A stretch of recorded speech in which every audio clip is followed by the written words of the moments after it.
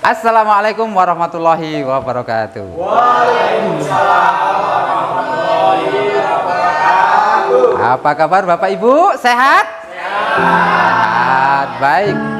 Kali ini perkenalkan saya Suwandoyo, CGB Angkatan 9 akan melakukan aksi nyata budaya positif modul 1.4, yang mana aksi nyata kali ini adalah inseminasi atau menyampaikan apa yang telah saya dapatkan selama mengikuti pendidikan guru penggerak Angkatan 9. Baik, lanjut naik Mbak. Pada konsep budaya positif kali ini yang akan saya sampaikan adalah yang pertama, disiplin positif dan nilai kebijakan universal. Yang kedua, teori motivasi hukum dan penghargaan restitusi. Yang ketiga, keyakinan kelas.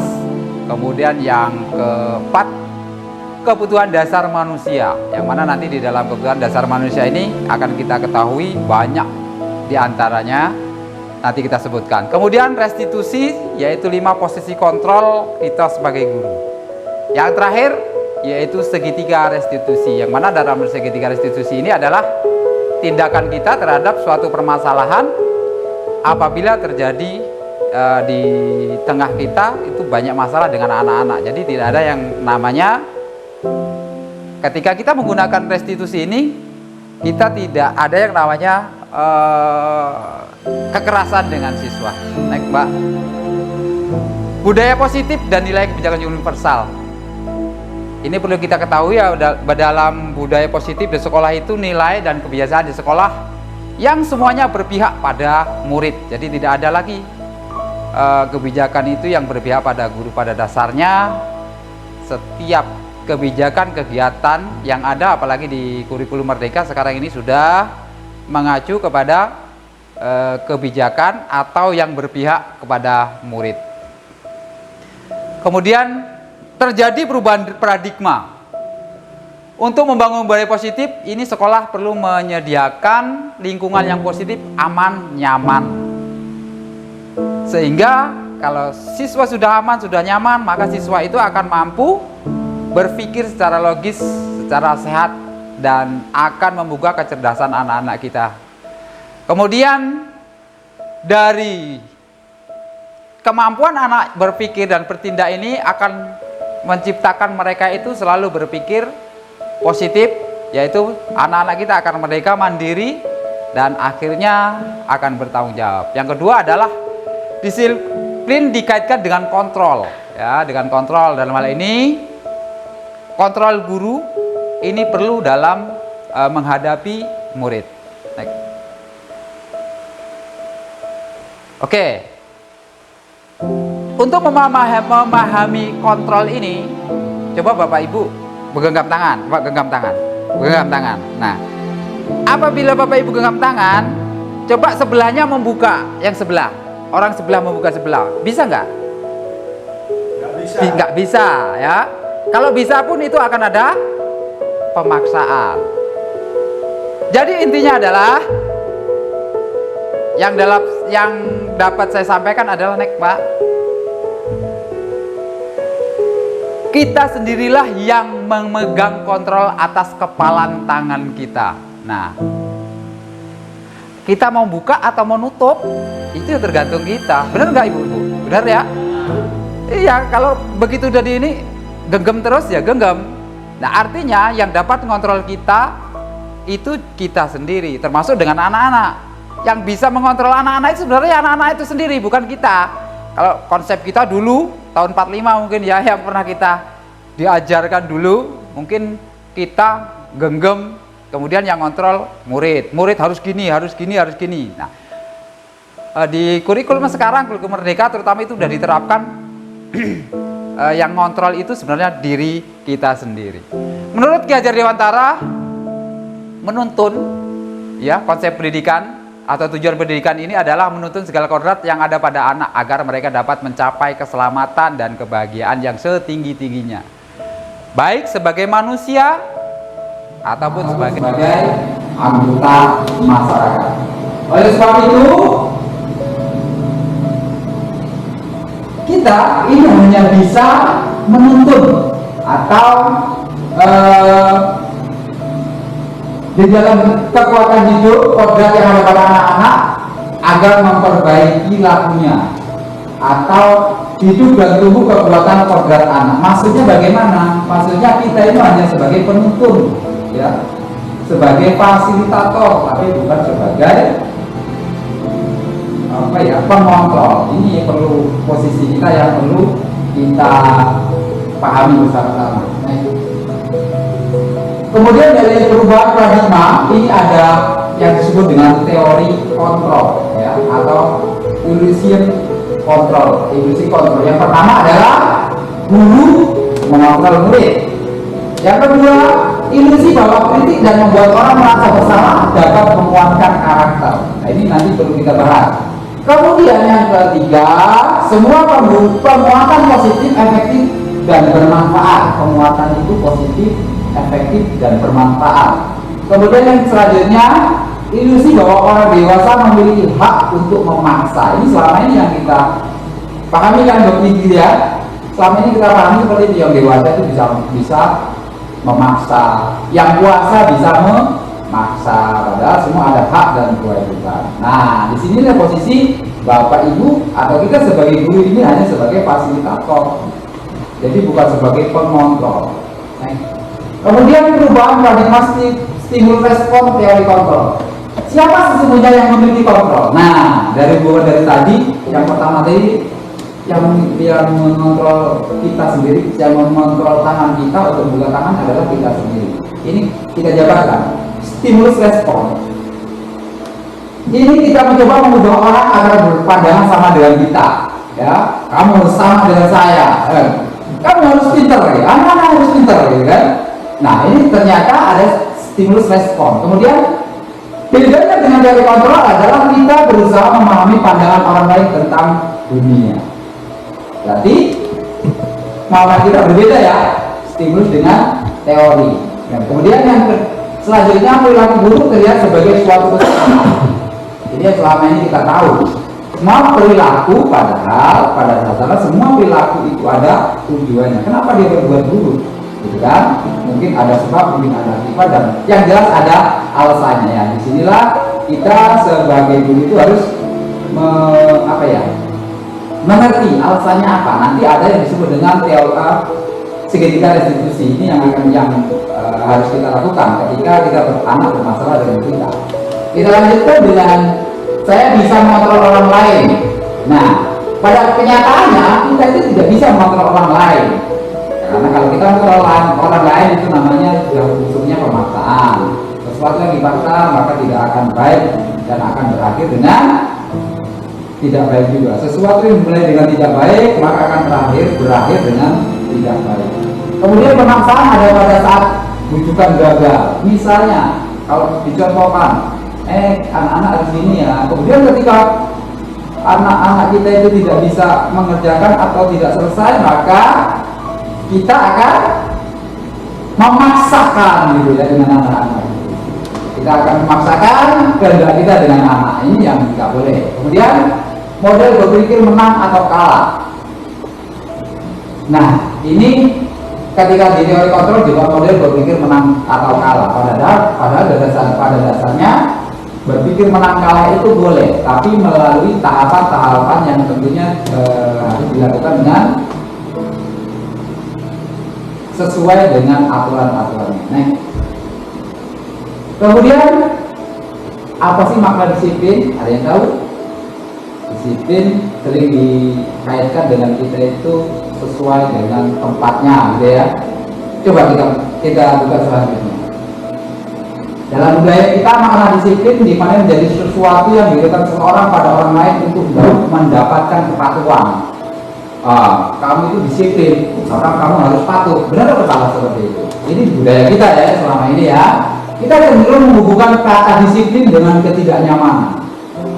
Ketika sudah ngomong disiplin, maka yang ada di dalam kita tidak nyaman. Nah, padahal harusnya disiplin itu dihubungkan dengan hati kita bahwa ini tanggung jawab kita. Itu artinya. Nah, disiplin positif dan nilai kebajikan universal. bila kita ingin membuat kemajuan perlahan, sedikit-sedikit, ubah sikap atau perilaku Anda. Namun bila kita ingin memperbaiki cara utama kita, maka kita perlu mengubah kerangkanya. Ya, kemudian ubahlah bagaimana Anda melihat dunia, bagaimana Anda berpikir tentang manusia, ubahlah paradigma Anda, pemahaman, penjelasan aspek-aspek tertentu tentang realitas. Inilah yang dikatakan oleh Stephen R. Covey dalam prinsip Certified Leadership 1991. Bapak pendidikan kita di Dewantara ini menyatakan bahwa di mana ada kemerdekaan, di situ harus ada disiplin. Ini hubungannya antara disiplin dengan kemerdekaan. Nah, kita flashback ke belakang bahwa kemerdekaan ini juga dipacu dari karena adanya disiplin pejuang yang selalu mempertahankan tekadnya. Nah, inilah saya, inilah tempat saya, maka saya perjuangkan ini hubungan dengan kemerdekaan. Tapi dalam dunia pendidikan anak-anak ini yang ditanamkan adalah kemerdekaan. Kemerdekaan ini banyak multinya atau banyak halnya. Kemerdekaan disitulah harus ada disiplin yang kuat. Sesungguh pun disiplin itu bersifat self disiplin, yaitu kita sendiri yang mewajibkan kita dengan sekeras-kerasnya, tetapi itu sama saja. Sebab jika kita tidak cakap melakukan self disiplin, wajiblah penguasa lain mendisiplinkan kita. Jadi kalau kita tidak disiplin, kembali lagi maka penguasa lain akan mendisiplinkan kita. Dan peraturan demikian itulah harus ada di dalam suasana yang merdeka. Berarti namanya adalah jika kita mau disiplin itu harus kembali dari dalam diri kita. Tapi kalau tidak mau di dalam diri kita, maka orang lain yang akan mendisiplinkan kita. Itu kurang lebih kata Ki Hajar Dewantara dalam pemikiran konsepsi keteladanan sikap merdeka. Cetakan 5 2013 halaman 470. Adapun definisi kata merdeka menurut Ki Hajar Dewantara, ada yang tahu? Merdeka itu bebas, ya, bebas dan bertanggung jawab, itu maknanya. Tapi yang kita bahas adalah mahadika itu jarwonya, ya. Kemudian ini bahasa Jawa. Orang mau lepasin pamrih minggu buat kuasa aman diri piagam merdeka. Kalau merdeka itu artinya tidak hanya terlepas dari perintah, akan tetapi juga cakap buat memerintah diri sendiri. Wow, dalam ya. Merdeka itu bukan hanya memerintah orang lain, tapi juga bisa memerintah diri sendiri. Lanjut. Dalam hal ini Ki Hajar Dewantara menyatakan pertanggungjawaban atau parent the life hal itu selalu menjadi sisihan hak atau kewajiban dari seorang yang pegang kekuasaan atau pimpinan dalam umumnya. Adapun artinya tidak lain ialah orang tadi harus mempertanggungjawabkan dirinya seperti tertibnya laku diri dari segala hak dan kewajibannya. Artinya apa?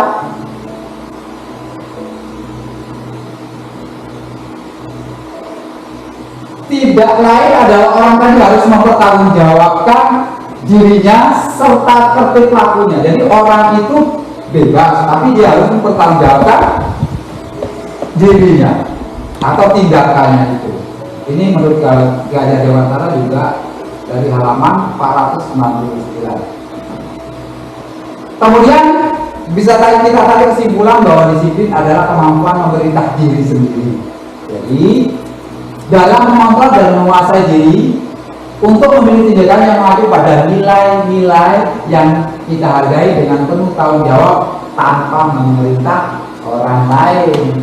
Ini perubahan persepsi ya Bapak Ibu. Ternyata disiplin itu awalnya harus gini, harus gitu, harus gini. Artinya saya berarti mau memerintah. Tapi mulai dari sekarang ini sudah ada lagi. Kita sudah terangkum, padahal ini Ki Hajar Dewantara ini. Ki Hajar Dewantara yang diambil ilmunya oleh orang luar negeri, kemudian baru sekarang lagi ambil lagi untuk diterapkan dalam dunia pendidikan.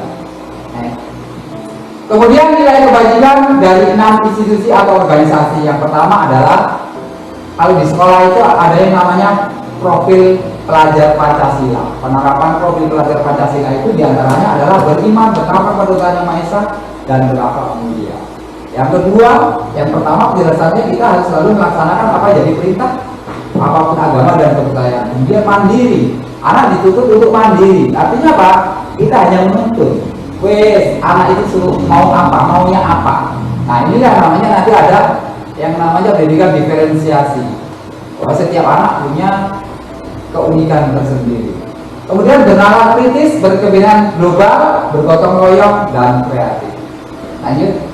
Untuk nilai kebajikan yang kedua adalah IBO, Primary Years Program, PYP, atau yang sikap murid di sini adalah yang pertama adalah toleransi, rasa hormat, integritas, mandiri, menghargai, antusias, empati, keingintahuan, kreativitas bersama, percaya diri, dan komitmen. Yang selanjutnya 9 pilar karakter Indonesia, yaitu Heritage Foundation atau YAF. Yang pertama adalah cinta Tuhan dan segenap ciptaannya, apapun agama dan kepercayaan. Kemudian kemandirian dan tanggung jawab, bahwa setiap kita punya tanggung jawab dengan murid-murid, bertanggung jawab terhadap dirinya sendiri. Kita juga bertanggung jawab dengan pekerjaan kita. Kemudian kejujuran, amanah, diplomatis, kemudian hormat dan santun, dermawan, suka menolong dan gotong royong, percaya diri, kreatif dan bekerja keras, kepemimpinan dan keadilan, baik dan rendah hati, toleransi, kedamaian dan persatuan. Lanjut, kemudian yang selanjutnya adalah petunjuk seumur hidup dan keterampilan hidup. Boy, kalau kita jabarkan panjang bener ini 1 sampai 3 hari 3 malam pun nggak selesai. Hanya kita ambil saja Pak ya. Keterampilan hidup itu yang ada adalah percaya diri. Oh, dapat dipercaya ya. Amanah tadi. Lurus hati niat, kemudian pendengaran yang aktif, artinya apa? Orang suka muping loh, tidak suka mendengar orang lain, akan tetapi yang selalu ada manfaatnya. Tidak merendahkan orang lain, ya, tidak merendahkan orang lain berarti semua orang itu sama di hadapan manusia. Yang beda lah di hadapan Tuhan. Kemudian memberikan yang terbaik dari kita. Apa yang Anda punya, apa yang kita punya, apa yang anak-anak punya, kita bisa mengeksplorasi, kita bisa mewujudkannya dalam suatu sistem atau tingkah laku kita. Kemudian petunjuk hidup yang pertama peduli, penalaran, bekerjasama, keberanian, keinginan, usaha, kelulusan atau fleksibilitas, kemudian berorganisasi, kesabaran, keteguhan hati, dan kehormatan. Ini yang selalu menjadi petunjuk hidup. Kemudian yang selanjutnya adalah berinisiatif, integritas, memecah masalah, sumber pengetahuan, tanggung jawab, persahabatan, memiliki rasa humor, berinisiatif, dan integritas. Lanjut. The 7 essential virtues atau building more intelligent. Di antaranya adalah empati. Empati itu apa sih? Peduli. Kemudian suara hati, apa yang ada di dalam hatimu sesungguhnya, apa sih Bu yang ada di dalam hatimu, apa sih keinginan ibu gitu kan, mencintainya. Selain itu kita juga perlu mengontrol diri kita harus mengontrol diri kita, jangan berlebihan. Ibu bapak harus bisa mengontrol diri. Kemudian rasa hormat dengan orang lain berdasarkan dengan kebaikan, toleransi, dan keadilan. Kemudian ada Prioritas Project atau proyek nilai kebajikan. Ini banyak sekali kebajikan-kebajikan, peduli, terus terangan, kebersihan, komitmen, belas kasih, percaya diri, rajin, keberanian, integritas, dan rasa hormat sampai ke pengertian. Jadi kalau ini kita tanamkan dengan anak kita, wow, hasilnya akan luar biasa. Lanjut. Bagaimana kalau Anda ketika naik?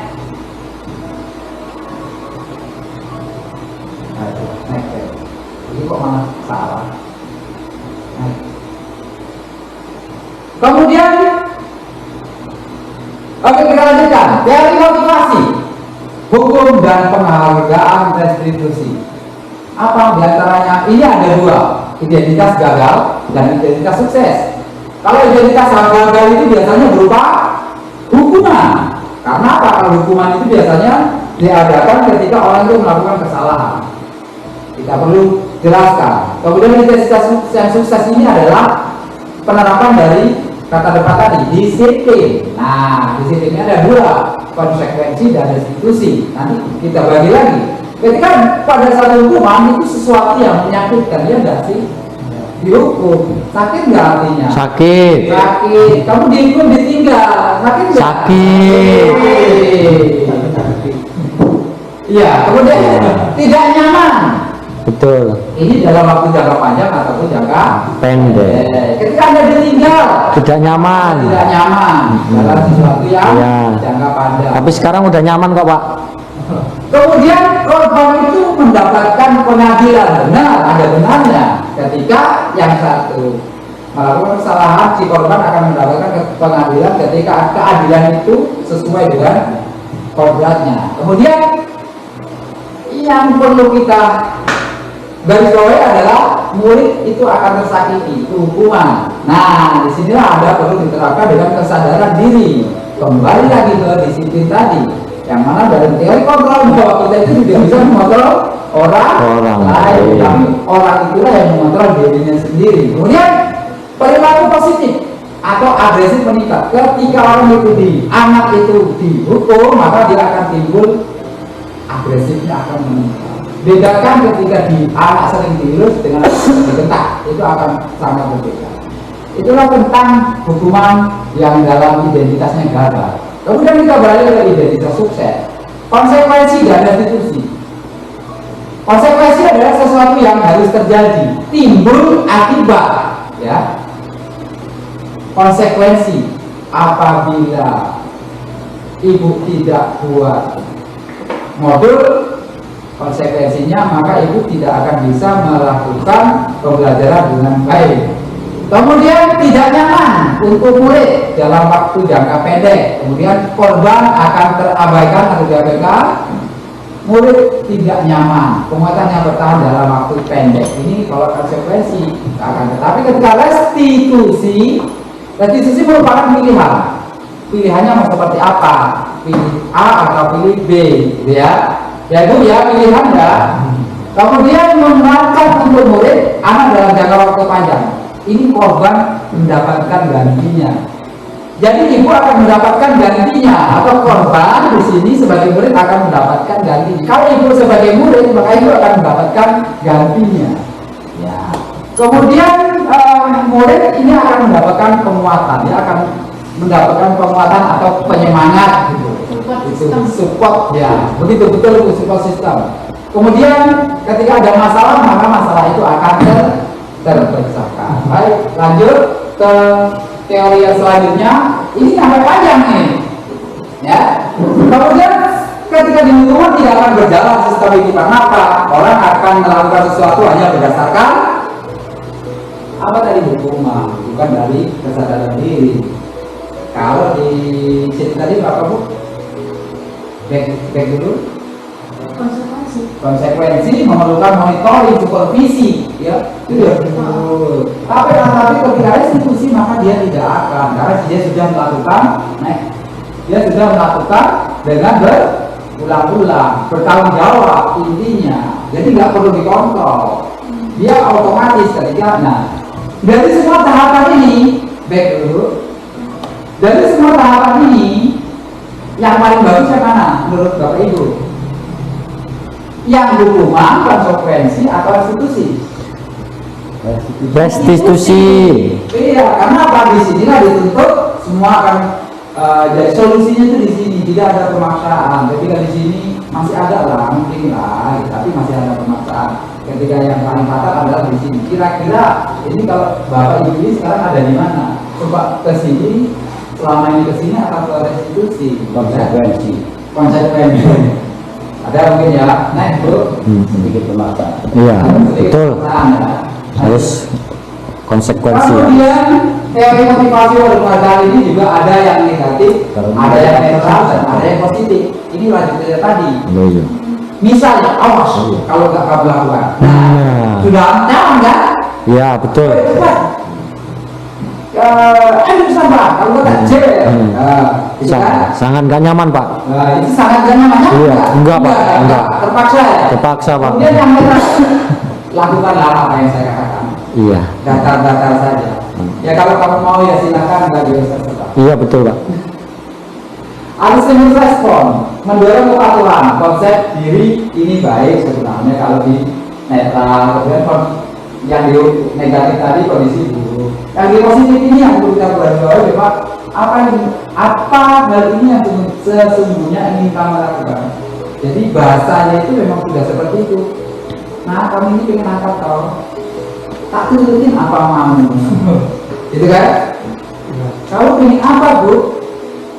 Ibu itu sebenarnya pengen apa? Gitu ya.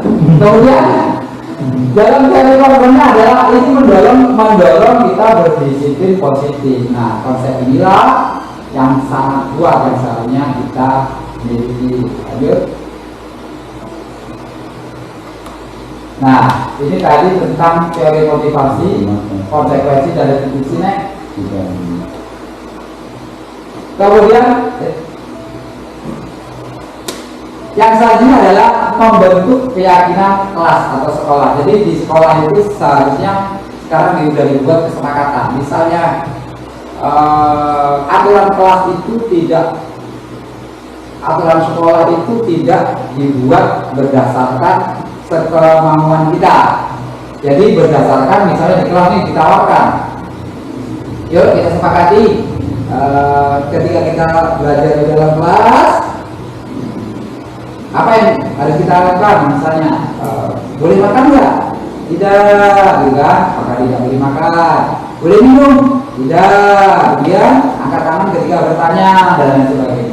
Nah ini dapat kita rangkum menjadi beberapa buah rangkuman, yaitu keyakinan kelas ini bersifat abstrak daripada peraturan yang lebih rinci dan konkret.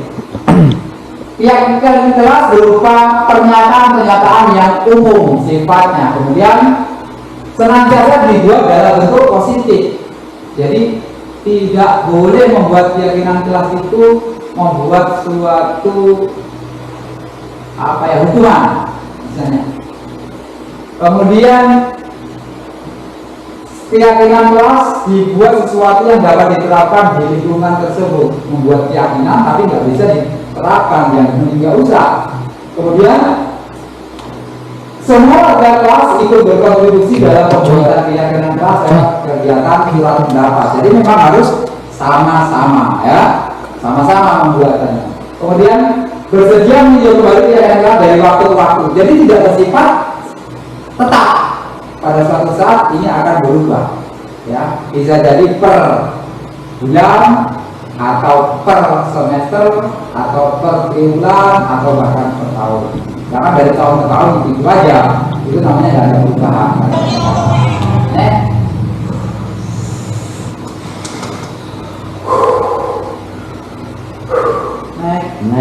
Kemudian kita beralih ke kebutuhan dasar manusia. Kebutuhan dasar manusia itu ada berapa Bu? 4. Cinta kasih yang pertama saja yang cinta kasih aja saya yang di dari bawah. Betul. Ada juga yang lain, kesenangan. Iya betul. Misalnya Pak Suprandi butuh uang, butuh kesenangan. Kesenangan kan banyak, butuh kebebasan berpendapat dan lain sebagainya. Nah, ini adalah merupakan kebutuhan dasar hidup manusia. Kalau secara selama ini kita memang tahu sandang, pangan, papan, dan pakaian kan selama ini kebutuhan primer. Nah ini kita buka lagi bahwa sandang, pangan, pakaian itu tadi termasuk di dalam diantaranya dalam 4 ini. Kalau cinta kasih sudah diterima, ya, kemudian penguasaan, kemudian kesenangan, kemudian kebebasan, tadi namanya manusia merdeka, maka itu akan menjadi orang yang survival. Kan? Top. Sama dengan murid juga, apabila semua terpenuhi, maka anak itu mudah-mudahan akan menjadi survival. akan semakin membuat mindset anak itu, berpikir anak itu semakin cerdas, berpikir ke arah cinta. Kemudian ini yang kita sebutkan tadi di awal, 5 posisi kontrol manusia. Manusia itu pada dasarnya memiliki 5 posisi Tapi kontrol. mengaku. Yang pertama dari eksternal dan ada motivasi intrinsik. Ada tadi identitas gagal, ada identitas sukses.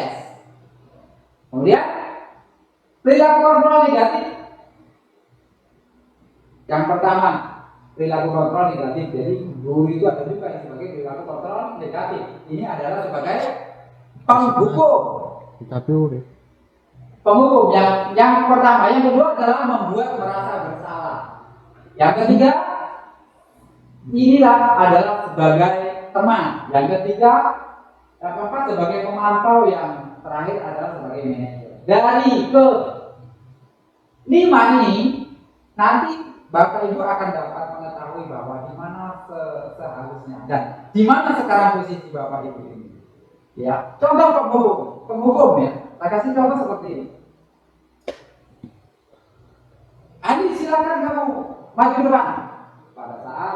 Pada saat anak di dalam pelajaran, misalnya si Andi sedang bermain pada saat melakukan di dalam KBM belajar, terlihat si Andi tidur atau bermain-main lempar-lempar pulpen, maka sebagai penghukum biasanya, Andi, apa yang kamu kerjakan?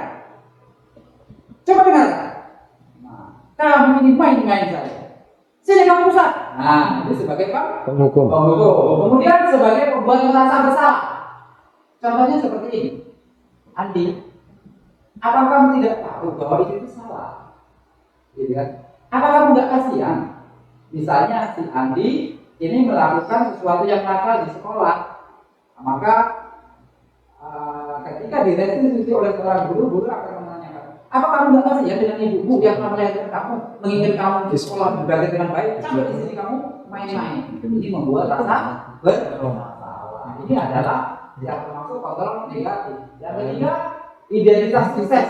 Ini perilaku kontrol positif adalah sebagai teman. Misalnya, hai Andi, apa sih? Kenapa ya gitu ya? Aku juga dulu gitu, tapi sekarang enggak. Jadi antara guru dengan murid. Gitu. Jadi sebagai teman. Kemudian yang selanjutnya adalah sebagai pemantau. Sebagai pemantau kita hanya melihat saja. Ya, kita hanya memantau saja. Baru nanti yang selanjutnya adalah sebagai manajer. Kalau manajer ini bahasanya sudah lain. Sini. Duduk. Kenapa? Jadi ditanyakan dulu alasannya apa melakukan itu. Kemudian apa? Kamu tidak tahu apa sih kesepakatan yang dilakukan yang ada kamu telah mengatur apa? Kira-kira seperti itu sebagai manajer. Nah, setelah melihat ini ya, dari penjelasan ini kira-kira Bapak Ibu ini sekarang sebagai ada di kontrol yang mana? Ya. Dalam si yang bisa sebagai manajer rata-rata di 1, kedua, ketiga dan 4 ini bahkan 1, 2. Oke, kita introspeksi diri sendiri. Di mana yang baik dan di mana yang buruk. Ya, next. Jangan ini. Oke, lanjut ke restitusi atau segitiga restitusi. Inilah yang kita sebutkan tadi. Segitiga restitusi ini terdiri dari validasi tindakan yang salah, menanyakan keyakinan, dan menstabilkan identitas. Nih, ketika validasi tindakan yang salah, maka anak itu akan ditanya, kamu tentu punya alasan mengapa melakukan itu. Ditanyakan dulu, validasi dulu. Kemudian, adakah yang cara untuk mendapatkan apa yang kamu butuhkan? Kemudian yang selanjutnya menanyakan keyakinan apa yang kita sepakati di kelas.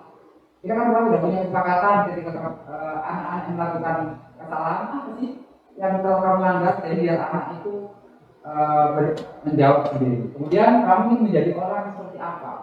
Yang terakhir, ketika sudah melakukan kesalahan, kita restitusi, ditanya, kamu ingin jadi apa? Anak ini ingin jadi apa? Pinginnya seperti apa? Pinginnya bagaimana? Kemudian stabilan identitas ini penguatan sebenarnya. Setiap orang pernah melakukan sesuatu yang salah, tapi dari semua kesalahan itu saya bisa berubah. Nah, itu contoh kata yang seperti itu. Ini stabilitas identitas ini condong dengan kata-kata yang lembut. Kemudian kamu tenang aja, kamu bukan satu-satunya kalau yang melakukan kesalahan ini, orang yang banyak. Nah, ini salah satu contoh ya untuk menstabilkan identitas. Penjelasannya seperti ini. Bagian dasar dari segitiga bertujuan untuk mengubah identitas anak dari orang yang gagal karena melakukan kesalahan menjadi orang yang sukses. Ya, ini ciri-cirinya satu. Biasanya dia mengatakan kalimat ini, berubah saya itu tidak apa-apa. Menstabilkan tadi, nggak apa-apa. Tapi ya jangan terus dilakukan gitu kan. Kemudian tidak ada manusia yang sempurna. Saya juga pernah melakukan kesalahan seperti itu. Kita bisa menyelesaikan ini.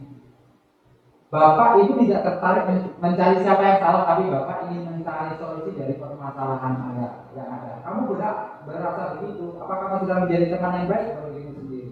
Ini tentang menstabilkan identitas atau stabilize dari identity. Oke, lanjut. Ya. Validasi tindakan yang salah. Nah, validasi tindakan salah yang tadi itu tadi sudah saya jelaskan. Setiap tindakan yang dilakukan oleh anak itu pasti ada alasannya, ya. Tidak usah anak kita juga kita sudah melakukan sesuatu tindakan perbuatan pasti ada alasannya, ya kan? Benar kan? Nah, dari cara paling efektif untuk memenuhi kebutuhan tersebut, nah kita tapi bila sikap itu dapat perhatian kita maka itu telah memenuhi kebutuhan anak tersebut. Nah, kalimat ini mungkin yang terdengar asing buat dulu. Namun bila dikatakan dengan nada tanpa menghakimi akan memvalidasi kebutuhan anak-anak. Misalnya, padahal kamu bisa melakukan lebih buruk dari ini. Melulu, sama lagi ya kan? Kalau kayak gini, ini sebenarnya melulu validasi tindakan yang salah. Kemudian kamu pasti punya alasan mengapa melakukan itu. Itu menanyakan. Kemudian kamu patut bangga pada dirimu sendiri karena kamu telah melindungi sesuatu yang penting buatmu. Tidak semua validasi itu salah. Ada juga validasi dalam keadaan yang benar. Kamu boleh mempertahankan sikap itu, tapi kamu harus menambah sikap yang baru. Ini di antara validasi tindakan yang salah.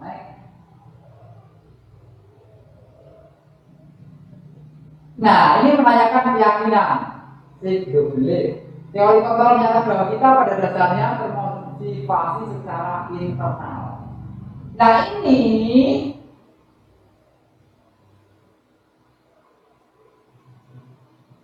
dihubungkan dengan wilayah yang dipercaya dan berpindah menjadi orang yang dia inginkan. Pertanyaannya biasanya ada seperti di bawah ini. Apa yang kita percaya sebagai kelas atau keluarga? Apa nilai-nilai umum yang kita telah sepakati? Di awal kan mungkin kita tidak punya kesepakatan kelas. Kemudian apa bayangan kita tentang kelas yang ideal?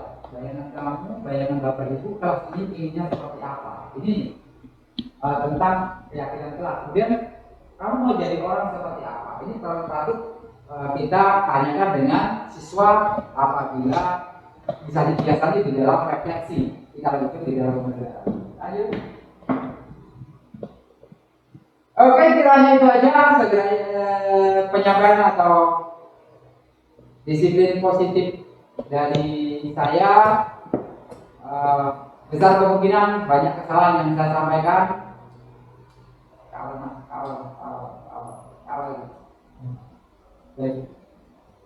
Budaya positif. Demikian tadi budaya positif yang saya sampaikan berupa aksi nyata. Mudah-mudahan ini berkenan. Banyak kekurangan yang mungkin sengaja atau tidak sengaja. Saya sebagai manusia yang tidak sempurna tentu banyak kesalahan. Itu Bapak Ibu saya mohon maaf dan saya akhiri. Wassalamualaikum warahmatullahi wabarakatuh. Waalaikumsalam warahmatullahi wabarakatuh.